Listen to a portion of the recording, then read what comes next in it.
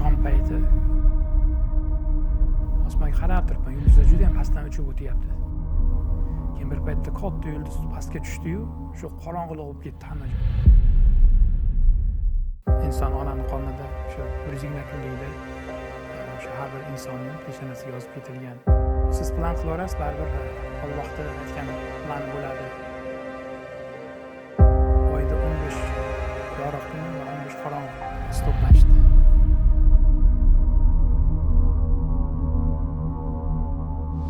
Tingillagan ovoz keldi, nimada sotganman. Shu xabar keldi. Shunday ochib o'qsam, bunaqangi holat dedi, 1 millionta odamdan bittada bo'ladi.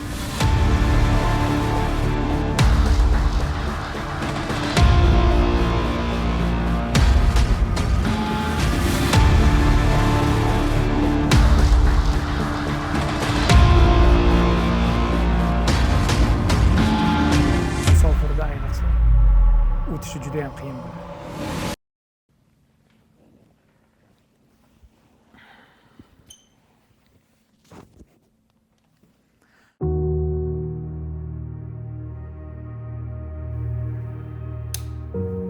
Mani adım Islom Yakubov, men Qo'qon shahrida tug'ilganman.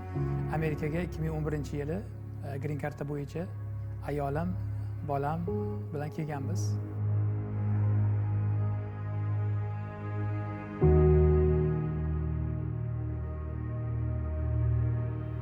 Green kartani o'zi aslida men umuman o'ynashni xohlamagan edim va bunga umuman ishonmasdim. Bu sinema qistovi bilan o'ynaganman.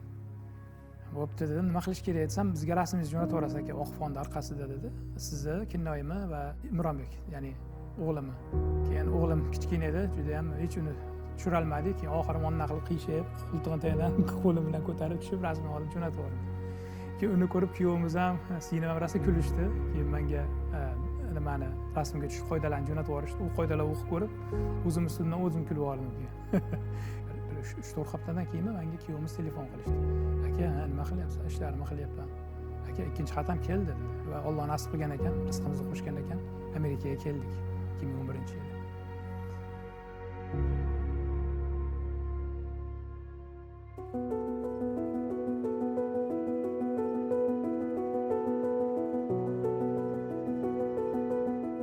Men Qo'qon shahrini 32-fizika matematika litseyini bitirganman. Keyin men narxozga topshirdim. Hozir uni Toshkent davlat iqtisodiyot universiteti deyishadi. Unda tanlov berishardi bizga, yo byudjetga topshiraman, yo kontraktga topshiraman derdingiz. Men byudjet deganman, lekin afsus qilganman keyin, chunki 156 ball olib kira olmaganman. Bir az degan o'rtog'im bo'lardi. Men baribir ona tili adabiyotdan uni o'zimga juda ham ishonchim nima emas edi, yuqori emas edi. U aytdiki, menda kalkulyator bor dedi. Shu kalkulyatorga nimalarni javobini yozib olsang bo'ladi, shpagalka qilib dedi. 2000 ta xotirasi bor dedi. Bo'pti, yur olib bersam, hozir o'rtog'imga dedi, yur borib kelamiz dedi. Uni 06si bor edi. Shunday oldiga o'tirdim. Shuni eshikni bekitishimni bilaman. Tomonda top qorong'i hamma joy. Ko'zim ochsam bensada yotibman. Buyoqqa qarasam, palatani hali dumaloq lampasi bo'lardi. O'shani ko'rib yotibman. Keyin bilsam, u biz ketib turganimizda svetofor sariqdan qizilga o'tganda u chiqib ketib yuborgan bo'ldi, ustirishlardan aytgan. U tarafdan o'ziga o'xshagani kelib chiqib ketgan, bali tormoz bosgan, mashina aylanib man taraf urilgan. Hamma narsa esimdan chiqib qoldi o'sha payt. Keyin doktor o'shanda aytdi ayamga, buni ehtiyot qiling, boshini bosh og'rib qoladi, bu retrogradniy amneziya bo'lgan deb. Bu retrogradniy amneziya degani o'sha miyani qobig'i bor, o'sha suyakka miya o'sha avariya bo'lganda bitta tiyib nima qilsa tiysa, o'sha inson xotirasini yo'qotar ekan. Keyin doktorda o'sha zapretiga qaramasdan 5 yil o'qimasligi kerak deyishiga qaramasdan men dedim, o'sha 1 yil yutqizdim, men boshqa yutqizmoqchi emasman. Nima bo'lsa ham o'qiyman dedim. Endi men xudodan dedim. Bu safar iqtisodiyot universitetiga emas, Toshkent davlat universitetiga topshirdim. Hozir Milliy universitet bo'lgan. O'sha iqtisodiyot fakultetiga kirib, o'shanda ham demak kontraktda eng birinchisiga tushib qoldim. Bu Allohning hikmatida, qarang, bitta universitetga kira olmaganman. Bu universitetga keyingi yili kirib, ham bitirib chiqib, ham voyenniy biletli bo'lib chiqib ketgan. Hali aytishadi-yu, inson plan qiladi, lekin Allohning o'zini plani bor.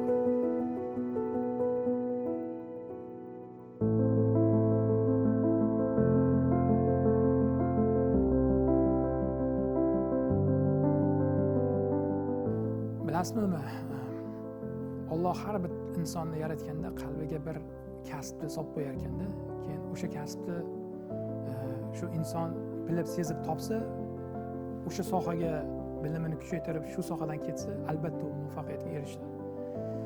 Shu narsa menda bilmayman, shu 6-sinfda fizika matematika litseyga o'tganimda bizda programmalashtirish 6-sinfdan boshlangan. Bizda 3 xil kompyuter bo'lardi. Bittasi Pravets, ikkinchisi IBM, uchinchisi Yamaha xonamiz bo'lardi. Ishda Turbo Pascal, keyin Basic'ni o'rgatishardi programmalashtirishda. Shunda o'rganganman. Qiziqishim juda ham katta bo'lgan. Shu kompyuterda o'sha ko'rganimda o'sha yuragim zizillagan.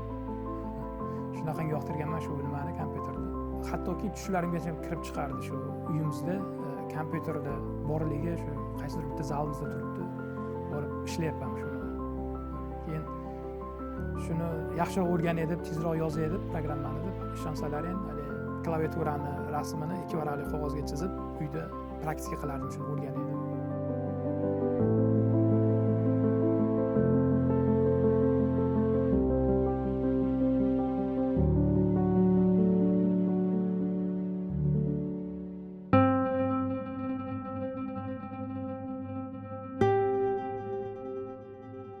To'g'risi Amerikaga kelib yashash, green cardni yutib, bu yerda bunaqangi ITda ishlash meni 7 uxlab tushimga kirmagan. O'zbekistonlik bir bola kelib, bu yerda ITda ishlashi bir ajoyibda bir u umuman hayolimga kelmagan. Srazu dokumentlar kelmas ekan, bir oy kutish kerak ekan. Green cardda keldi bir oydan keyin, social security keldi. Bu social security bu har bir bitta Amerika fuqarosi va green carddalarda o'zini har bittasini raqami bo'ladi, o'sha social security nomer deyishadi. O'sha orqali siz bu yerda ishga kirasiz, pensiya olasiz, налог to'laysiz. Shunaqangi ekan sistema. Usiz hech qanday ishga olishmas ekan bu yerga qonuniy. O'zbek qo'shnilarimiz bor edi, bu yerda bizga maslahat berishgan. Taksiga chiqdim vaqtinchalik. Yurdim, taksida ishlab yurdim. Faoliyatimda shu jarayonida turli xil odamlar chiqardi, boshqaga klient bo'lib, ular bilan ham gaplashardim. Ba'zi birlari vizitkasini tashlab ketardi. Shunaqa xolaksin nima qilgan, telefon qilgan gaplashamiz deb unga aytardim shu ishga kirmoqchiman. O'zimga qaror qildim, bu taksida uzoqqa bora olmayman dedim. Kelajakda dedim. O'shanga mana shu ITni o'rganishim kerak dedimda va Java'ni o'rganishni boshladim. Borib bibliotekaga yozildim. 2 haftagacha nimani olib ketishingiz mumkin uyga, kitobni, adabiyotni o'rganib, yana borib topshirib, yana продлить qilib, ya'ni cho'zdirib, yana qaytib borib olib kelib yana o'rganishingiz mumkin. Bu yerda juda ham bunaqangi qulayliklar yaxshi yaratilgan. Hamma adabiyotlar bor. Muzaffarjon yordam berdilar kompyuter sotib olishga. Oldik. Taksi qilib yurganda ham oldimda kompyuter, kitoblar bor edi. Aeroportda klient kutib, hamma nima YouTube ko'rgan, narda o'ynagan, men kitob ochib o'qib o'tiribman-da. Keyin o'sha atrofimdagilar kelib, ustimdan kulishardi. Siz kitobni buncha o'qiverasiz deb. Aytolmasdim ularga-ki, men boshlashga harakat qilmoqchiman.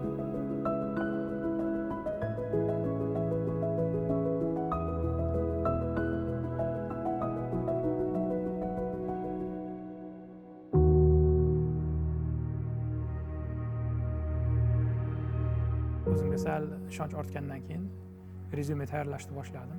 Telefonda u payt ingliz tilida uncha yaxshi emas edi, zo'ra javob berib olardim.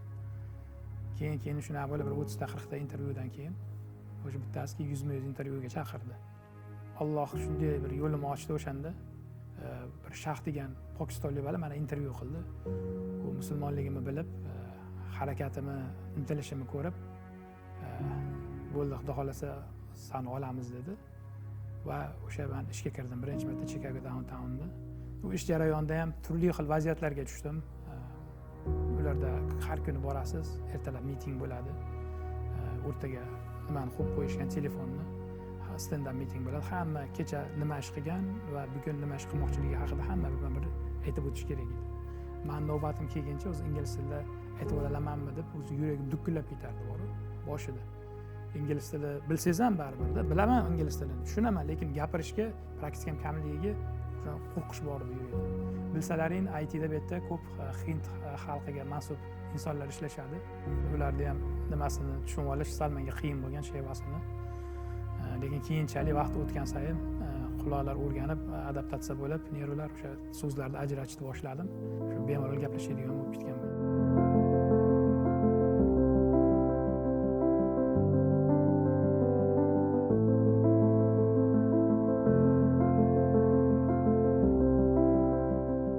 Ko'pchilik o'zbeklar trak biznesi bilan shug'ullanishadi. Bir birodarimiz bor, trak kompaniyasi bor. O'sha inson mendan 2017-yili oldin ular Excel'da qilishardi. Ularga Excel o'sha nima deydi, dokumentlar ko'payib ketganiga hamma narsani sistematizirованный programma bilan qilaylik shuni deyishdi. Xo'p dedi. Boshida o'yladim, bizga komanda kerak edi, qayerdan olishdi? Bangladeshdanmi, Hindistondanmi dedim. Keyin yo'q, qo'y dedim, shu o'zimizni Qorako'z, shu o'zimizni O'zbekistonlik bolalar ishlasin. Kerak bo'lsa o'rgataman deb qiziqtirishni boshladim. Jiyanlarimga aytdim, ular hop deyishdi, lekin olmadi, ular o'rganmadi. Sinfdoshlarim, o'rtoqlarimga aytdim, to'g'risi hech kim qiziqmadi. Keyin o'sha biladigan spetsialistlarni axtartirib topib, intervyu qilib, o'zim jalb qilib komanda tuzganman. Trak kompaniyani programmasini ham shular bilan birga bitkazib 2018-yilda yo'l berganmiz. Hozirgacha ishlab kelishadi.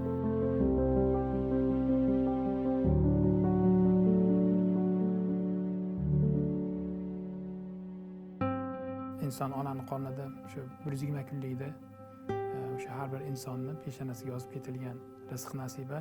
O'shanga amal qilsa bo'ldi-da. Amal bu yaxshi narsa-da, amal bo'lsa bu bir bo'ldi. Masalan, agar niyatingiz yaxshi bo'lsa, xolis bo'lsa, bu yoniga 0 qo'shasiz, 10 bu. Agar ilmingiz bo'lsa, bu o'sha yana 0 qo'shasiz, 100 bu oddiy arifmetikada bu. Ilmingiz, niyatingiz to'g'ri va amalingiz bo'lsa, har doim muvaffaqiyatga erishasiz, baxtli bo'lasiz. Endi mana shundan amalni olib tashlang, nima bo'ladi? 0 bo'lasiz. Shu ikkita 0, 0. Ilmingiz bor, amalingiz yo'q, 0 siz. Niyatingiz bor, yaxshi, lekin amal qilmayapsiz, niyatga erishmayapsiz, 0 siz bor.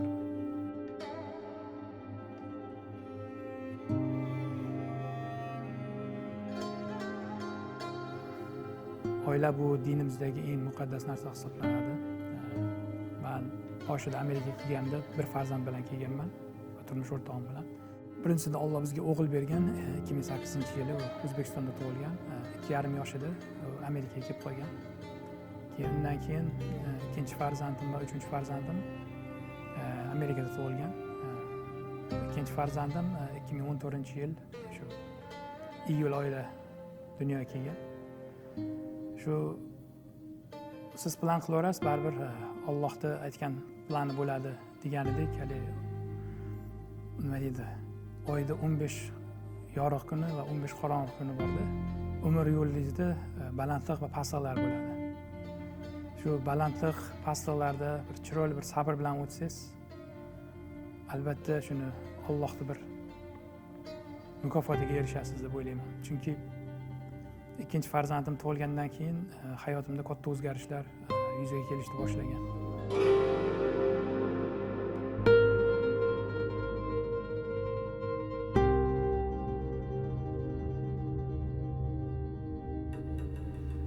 Xullas, ikkinchi farzandim tug'ildi. Yuribmiz, xursandmiz, oilaviy, olib chiqdik raddomdan. 6 oy bo'ldi. Keyin bir kunlardan bir kuni o'sha nimaga olib boramiz, doktorda check-upiga, pediatriga. O'sha keyin bizga bolangda muammo bor deb aytishni boshladi. Keyin qanaqa muammo desak, orqada qolyapti bolang. Keyin biz unga uncha parvo qilmadik. Ba'zi bir orqada qoladi bolalar, keyin keyinchalik yetib oladi. Keyinchalik yetib oladi deb keyin o'zimizni yupatdik, ketdik. 9-oy bo'ldi. Yana o'sha muammoni ko'tarib chiqdi. O'sha 1 yil bo'ldi, o'sha boshqalarda farzandi bilan bizni farzandimizni taqqoslasak, o'sha ancha farq ko'rinyapti, juda ham katta rivojlanish bo'yicha ham, gapirish, xatti-harakatlari bo'yicha ham. Biz balamiz o'zi ovoz ham qilmas edi, juda ham yuvosh, shirin qiz edi. Ko'tarib yurib, joyiga yotqizib qo'ysangiz, hali yig'lamas edi hamda, o'zi uxlab qolaverardi. Jim qo'lini og'ziga tiqib so'rab uxlab qolaverardi. Hali bu noodatiy holda bu. Keyin biz ham shubhalanishni boshladik. Doktorlar topolmadik. Keyin oxiri o'sha 1 yosh bo'ldi, 1,5 yoshga qarab ketyapti. Keyin nevropatolog har xil testlar qilib ko'rdi. Arada shunaqangi test ko'pligidan meni sug'urta kompaniyam ham to'lamadi pulini. Bu $7,000 test ekan. Menga shuna bil keldi. xullas nevropatolog oxiri keyin nimaga jo'natdi bizni, genetik doktorga jo'natdi. U DNK testlar qilar ekan. Keyin o'sha yerga bordik, u downtown Chicagoda, Rush universitetida qizimni, meni va turmush o'rtog'imni test qildi. Test qilib, javobi bir oydami chiqadi dedi, chaqiramiz dedi. Keyin kunlardan bir kuni telefon bo'ldi. Nimani, qizingni buna kasalligini topdik dedi, sababini. Keyin seni tushuntiramiz dedi. U paytlar darrov bora olmaysiz bu yerda Amerikada. O'sha borishingizga ham appointment qilib, bir 2 oydan keyin borganmiz, rosa kutganmiz. O'sha qizim 3 ga kirdi u payt. O'sha 3 yil o'tib ketdi. U kasalni bilmas edik, nimaga orqada qolayotgan. Keyin er-xotin bordik, men shunaqangi nastroyda edim, endi boraman, o'sha qana shifosini aytsa, o'shani qilamiz, kerak bo'lsa repetitor olib beraman, yetkazib olaman deb shuna umidlarda borganman-da. Keyin xullas bordik, doktor nimasiga kirdik, xonasiga kelinglar dedi, bizni o'tirg'izishdi. Aytdi, yaxshi yangilik dedi, bu kasallik nima emas dedi, hali genetik o'tmagan, sen avlodlaring toza dedi. Xotiningda ham, ya'ni turmush o'rtog'ingda ham bu narsa yo'q, senda ham bu narsa chiqmadi. Bu narsa faqat farzandingda bor. Ya'ni mutatsiya, bu o'zgarish, genida o'zgarish bo'lib qoladi dedi. O'sha o'zgarish buni rivojlanishdan nima qiladi, to'xtatadi deb shuni aytdi. Chunki haqiqatda balam gapirmas edi, o'zi ovqatini yeyolmas edi, tagini o'zimiz almashtirardik. Keyin birorta hali dada yo aya deganini eshitmaganmiz qizimni. Shuna dedi. Keyin bunaqangi holat dedi, 1 millionta odamdan bittada bo'ladi dedi, bunaqa kasallik dedi. Balamga shifo bormi desam, balanga afsuski dedi, hech qanaqa hali shifo topilmagan.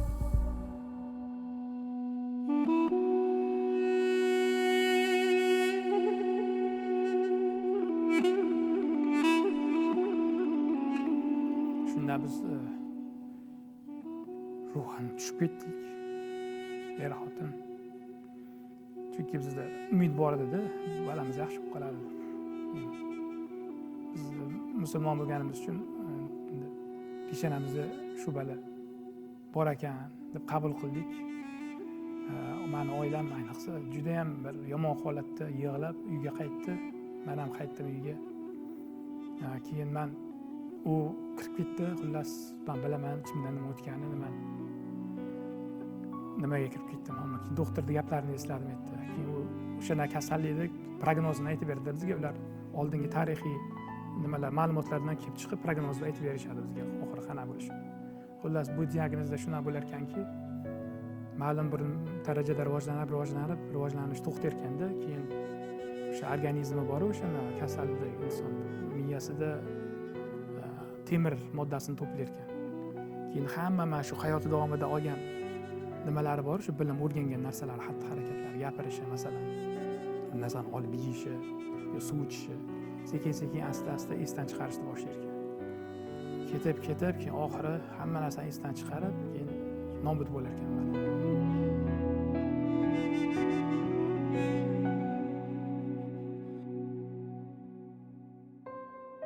Keyin Allohdan so'radim, ey Alloh, o'zing shifosini bergin, dardini bergan dedim. Agar haqiqatda taqdirimda shu balani o'zimni farzandimni yerga qo'yib, qabrga qo'yib ko'mishlikni ko'rishdi, menga nasib qilgan bo'lsang, Alloh menga, ayolimga va yaqinlarimga chiroyli sabr bergin dedim. Keyin farzandim ham joni kerak bo'lsa dedim, o'sha senga kerak ekan dedim. Olmoqchi bo'lsang dedim, og'ritmay olgin jonini dedim. O'sha payt vaqt soati kelgan dedim. Duo qildim.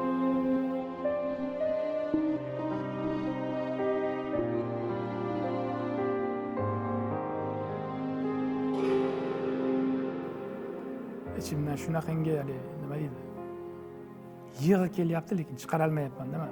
Keyin o'zimga aytdim, sen o'zingni bos dedim. Sen oilani suyanchig'isan, oilani erkagisan deb o'zimni nima qilib yupatib, bitib qo'yib qo'limni sovuq suvga yuvib chiqib, keyin uydagilar yupatishni boshladim. Bo'ldi, men Alloh bizga buni taqdir qilgan ekan. Buni nimasida orqasida katta hikmat bor. Alloh buni biz bilmaymiz, lekin Alloh biladi deb shuni oilamga aytib, keyin yupatdim oilamni. Keyin xullas taqdirimizga rozi bo'ldik, alhamdulillah.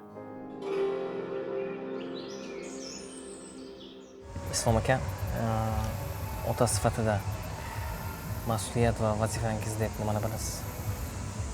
Har bir ota o'zini nima deydi, oilada farzandini bir oldidagi bir mas'uliyati bo'ladi.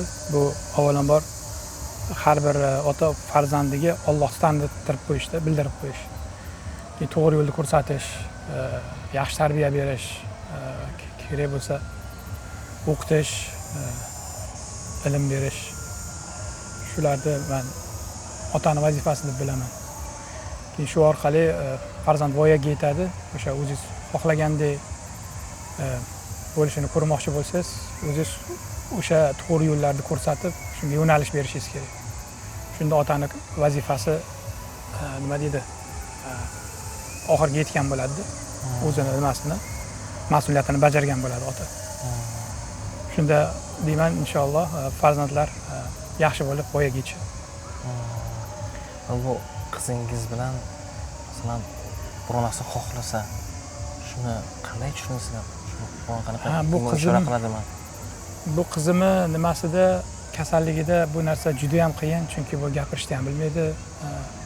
Bir ovoz chiqarib, oyi yoki ada biror joyim og'riyapti ko'rsatib ham berolmaydi. Biz onasi bilan juda ham ba'zida qiynalib ketamiz bu narsani aniqlash. Keyin billa dard chekamizdan bu. Keyin onasi darrov ko'radi, u yoq bu yoq hali istoch qisib qolmaganmi biror joyini. Darrov yechintirib ko'ramiz. Yo birorta pashsha chaqmadimi? Chivin, qo'l-qo'lini tekshiramiz. Shunaqangi bir ozgina nimalar bo'ladi, qiyinchiliklar, lekin alhamdulillah sabr bilan sekin o'tkazamiz shunday kunlarni. Inshaalloh yaxshi bo'ladi. Farzandlaringizni bir-biriga munosabati qanaqa? Bu oilada farzand bir-biriga bo'lishi, munosabatda bo'lishi, yaxshi munosabatda bo'lishi, ya'ni juda muhim narsa deb o'ylayman. O'g'lim yoshligida so'rardi, "Oyi, dada, nima singlim bunaqa?" deydi. Ham boshqalar singlisi bir xil yoshda-yu, bu yurmaydi deydi. Biz juda ham qiynalardik shu paytda javob bergan, chunki yosh edi.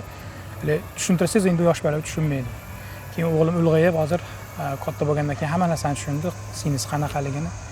Singlisiga oldindan ko'ra yana ham mehribonroq shunaqa bo'ldi. Undan keyin qiz farzandimiz tug'ildi, kichkina. Bu ham bunga bilmayman, Alloh qalbiga solganmi, juda ham mehribon. Bir onasi bir joyini almashtirsa, lovini bir joyini artib qo'ysa, yugurib kelib sochiqni olib kelib beradi. Yoki biz ko'tarib divandan masalan kravatiga oladigan bo'lsak, yugurib borib oyog'ini bitta uchidan yoshligidan endi oyoqqa kirgan, ushlab turadi, bizga qarashmoqchi bo'ladi, shunaqa bo'ladi. Keyin o'ynatadi. Keyin qizimni o'rtog'i ham yo'q, shu o'rtog'i shu onasi, otasi, keyin shu akasi bilan singlisi.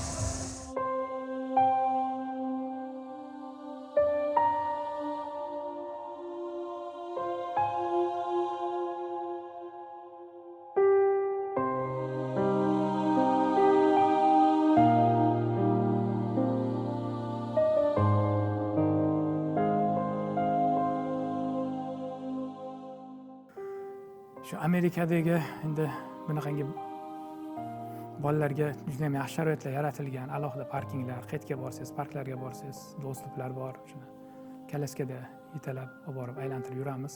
Shu hayotiga qancha bo'lsa, shu hayot umri qancha yozilgan bo'lsa, shunga bir yorug'lik, bir rang-baranglik olib kiraylik deb qo'limizdan kelganini qilamiz.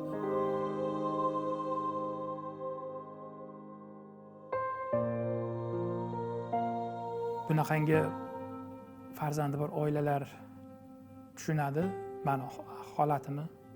Men eshitganman, bunaqangi farzand ko'rganlar oilasi buzilib ketganini ham eshitganman. Lekin bilinglarki, shunaqa farzandi bor oilalar buni Alloh sizlarga bergan va buni orqasida katta bir yaxshilik bor, hikmat bor. O'shanga bunaqa farzandni sabr bilan parvarish qilib qarash kerak oxirigacha.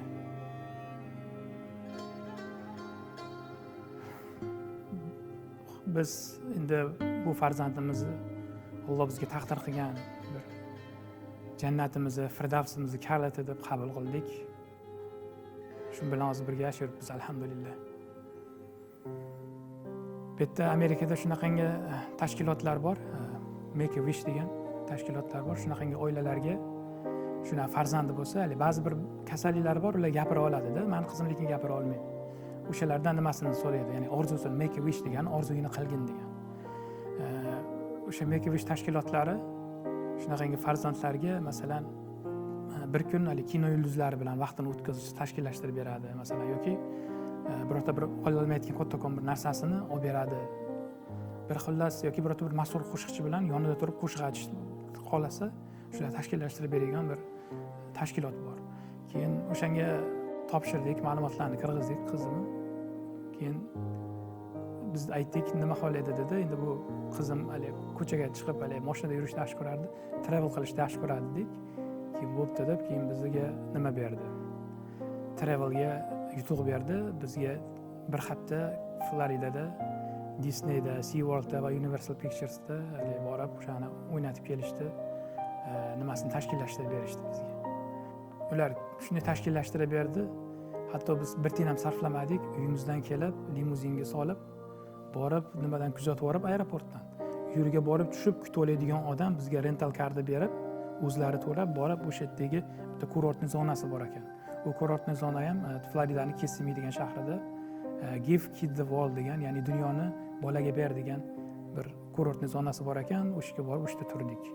Xullas bir hafta turdik, yerda maza qilishdi, bolalarım aylanishdi. U kurortning zonadan chiqib ketib turganimizda bolalarım o'zi ma'yus bo'lib qoldi, xafa bo'lib, chunki ketyapti-da, yaxshi joy edi, hammaga yoqqan edi. Keyin bizga hali check out package berishdi. Ketyapti deganingizda ham, check outda ham bizga aytishdi, endi dedi, umr bo'yi dedi, har yili 2 kunga kelib bemalol yashab ketishing mumkin dedi. Shu qizing bo'lganiga deb shuna bizga nima berishdi. Biz uni eshitib ham xursand bo'ldik, ko'nglimiz ko'tarildi. Keyin shunda aytdiki, men yonimda bitta ayol kishi bor dedi.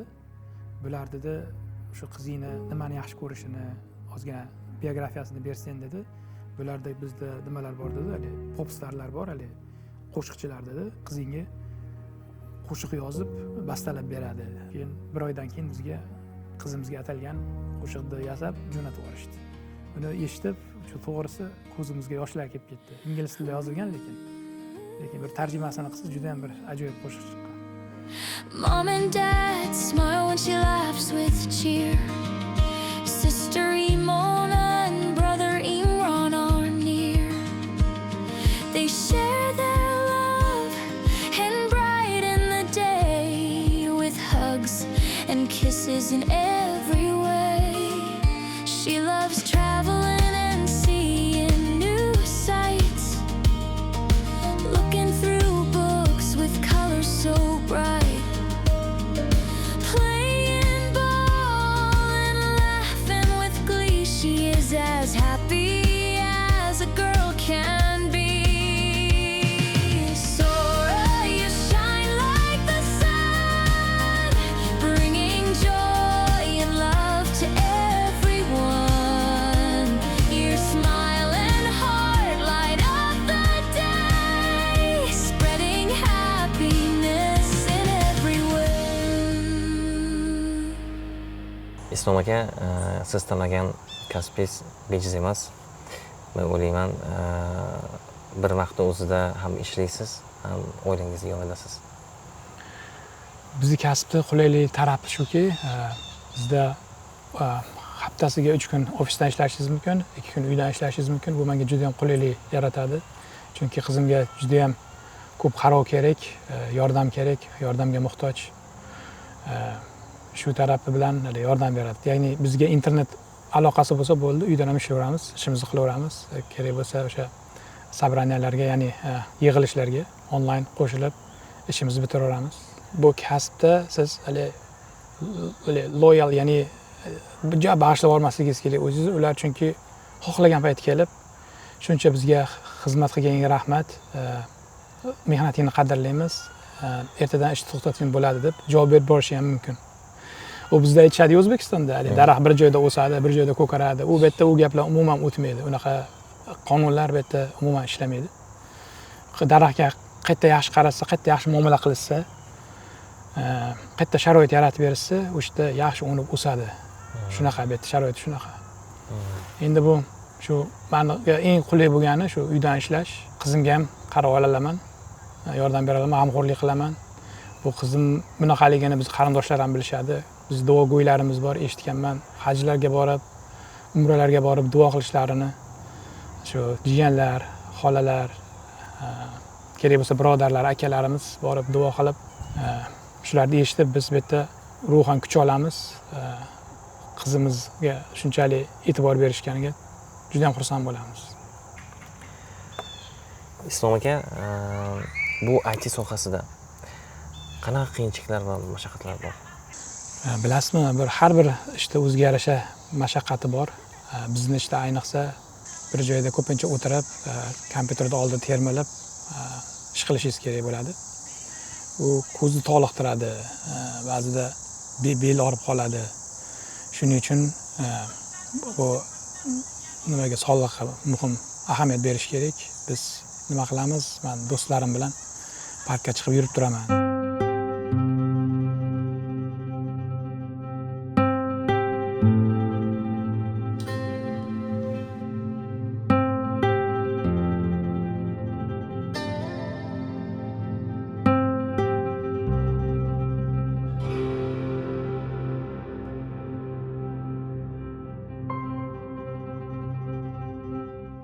Bizga kelgandan keyin to'g'ri boshida hech kimim yo'q edi, lekin baribir Alloh ro'para qilib qo'yarkan yaxshi odamlarni.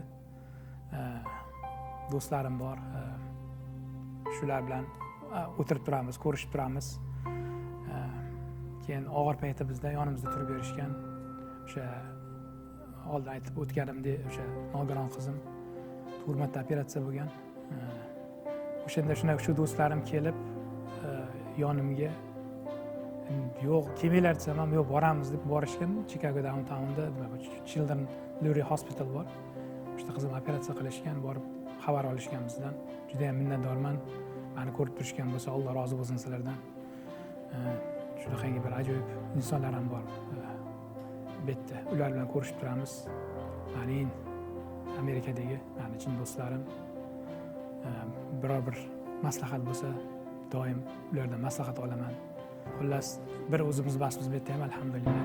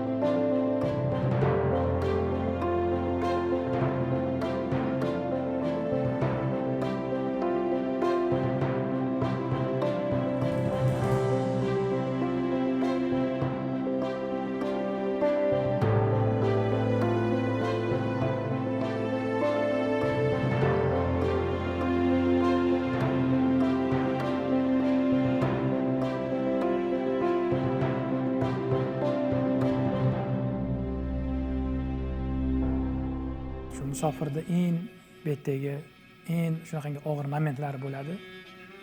Shunda yoningizda do'st kerak bo'ladi. Birorta bir odam bo'lishini xohlaysiz. O'sha Chicagoda ishlab turganimda buvim xasta edilar juda ham. Bir tush ko'rdim. Tush shom payti. Osmonga qarab turibman, yulduzlar juda ham pastdan uchib o'tyapti. Keyin bir paytda katta yulduz pastga tushdi-yu, shu qorong'ulik bo'lib ketdi hamma joy. Keyin qo'rqib uyg'onib ketdim. Qarasam, o'sha bomdod vaqti bo'libdi. Bomdodda o'qidim, keyin ishga ketdim, downtownga. Ishga ketib ishlab o'tirsam, menga tingillagan ovoz keldi nimada, sotkamda. Xabar keldi. Shunday ochib o'qisam, buyuz joylariga qo'yilgan degan xat keldi. O'zi bu degani buvim olamdan o'tibdilar. Shunaqangi og'ir holat, bu narsa musofirda ayniqsa o'tishi juda ham qiyin bo'ladi. Erta bo'lsangiz-ku, erta yoningizda bir akangiz, ukangiz yo bir do'stlaringiz yoningizda bo'ladi. Bu yerda faqat o'zingizsiz, faqat oilangizga suyanib qolasiz. Musofirchilik oson emas demoqchiman. Juda ham ba'zida yolg'izlikni his qilib olasizda, kerak emas bo'ldi, tamom. Ketib yorgim kelib ketadi O'zbekiston. Shunaqa. Lekin baribir o'ng chapni ballaringizni o'ylaysiz, nimani o'ylaysiz, oilangizni o'ylaysiz, ahvolni ko'rasiz. Alhamdulillah, yana o'zingizga kelib.